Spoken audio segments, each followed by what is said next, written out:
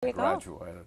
And isn't that what life is all about? Because I really knew as much as any of the engineers that worked there while I Yeah. was a co-op student, because Yeah. nothing really got designed there. I wanted to design things. And that wasn't what you were about at that time. Today you probably would be. I mean, in the co-op programs today, they try to find the niche you're looking for, give you a It chance was more to try important to me to be able to live at home and to save money Yeah, than it was to try to be in a job similar to what I wanted to do when I graduated. yeah. At that time, you had your values straight. Did you end up without any debt then? There was some debt. You know, my parents had actually taken out a loan, and they ended up paying that debt off, which of course I've repaid many A times million over. times over, I'm sure, yeah. But it wasn't staggering or No. making it impossible for them, so it No, actually because worked out to be a good deal. I paid my way all the way through until the last 5 quarters. When you think back at those times, tell me did we have the tradition of George P. Burdell? Was he alive and well in your time? Well, they talked about him, but you know, I never paid much attention You to didn't. him. Ramblin' Wreck, did we Oh sing? yeah, the parade was a big thing. We always entered a car, you know, and everybody worked on it. So that was always a lot of fun.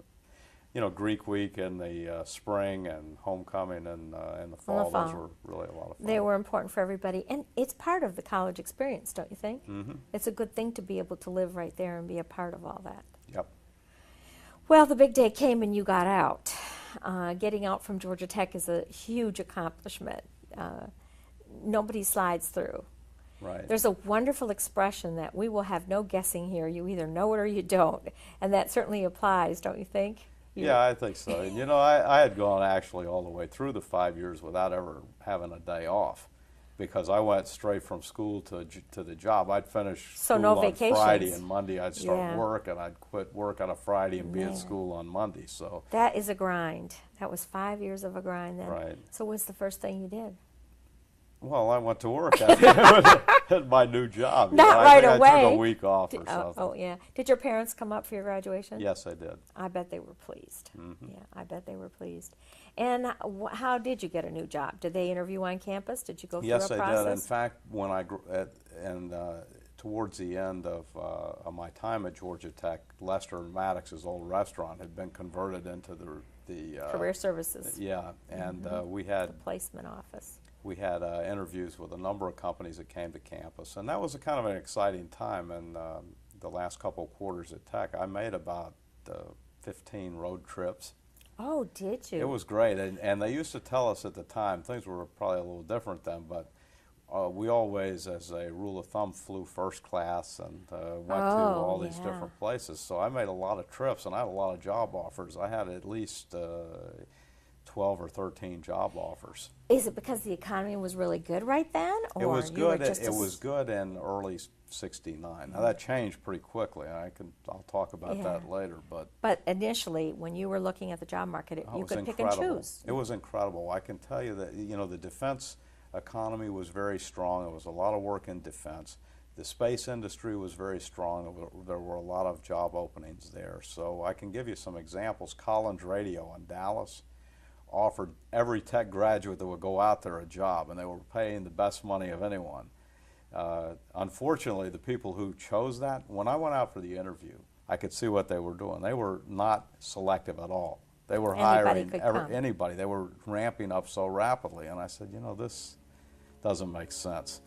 That you know, they'll take anybody here. You know, I wanted So you to got be a little in bit more. worried about that. Yeah, and I didn't take it, even though it was the highest paid job offer I had. And it turns out later that year, when the whole space and defense industry started to go down the tubes at the end of 1969, all those guys lost their jobs. Oh, so you had made definitely the right choice. Yeah, and the other thing is that they were trying to go into computers. They had never been in computers, and I felt like that the guys that were in charge really didn't have the experience for what they were trying to do.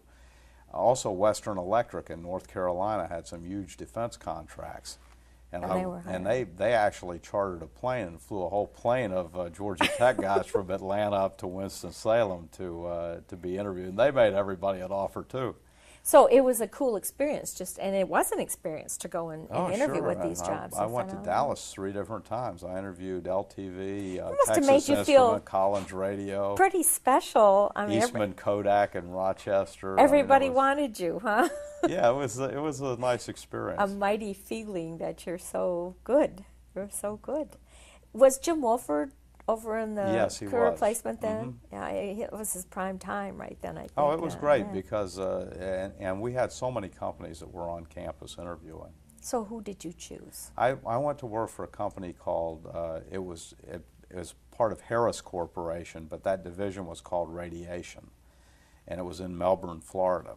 And it was the reason that I liked the company is that it was they were a very strong engineering-oriented company, and they had some very good defense contracts. And so you did your homework on them. You knew they were going to be a settled and company. I liked Florida too, and the salary was strong, and I'd be in a position where I could do design work almost right off the bat. Which is what you were really eager to do. Right. Now, unfortunately, after I went to work there, when I started, we were working 60 hours a week. I was making so much money, I mean, comparatively speaking, because we were getting overtime. Yeah.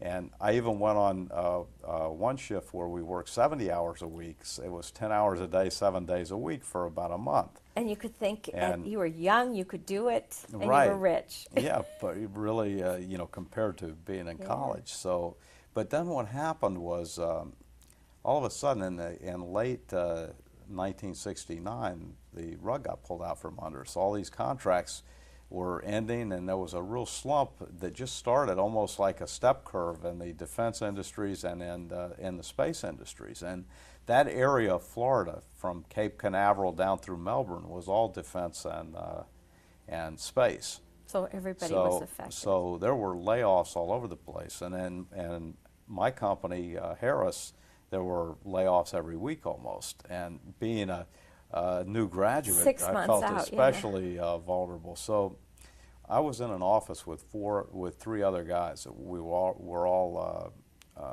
recent engineering grads or graduates of that June. They called us June grads and all that. So all 3 of those guys got laid off. I was the only one that didn't. And we'd hear on every Friday morning, when all these layoffs would take place on Fridays, we'd hear the loudspeaker system come on right before anyone said anything, and they would always page somebody to the boss's office. And you knew what that was going to be. He said, "Oh man, your heart would start beating whether they're going to call you or not." But fortunately, you got saved. I survived it, and I was transferred I was offered a job in another division, and really that turned out to be a big positive. I went to work for the controls division of the company.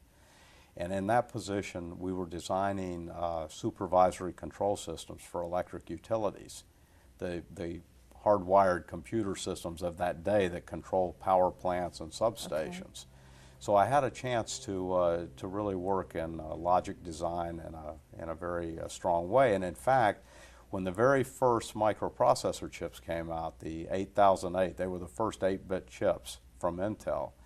A friend of mine who worked with me and I got copies of the first data sheets before the chips were even available in 1972, and we wrote a compiler, an assembly language compiler for the chip, and we designed a system on our own that the company later incorporated as the first microprocessor-based system. It was one of the first microprocessor-based systems in the world. In the world. In the world, really. And Intel knew me very well. In fact, made me an offer in 1973. I probably should have taken it, but who knows? But I didn't know what Intel was going to do long term at that time. So you stayed with them for a bit longer. I stayed with with Harris through.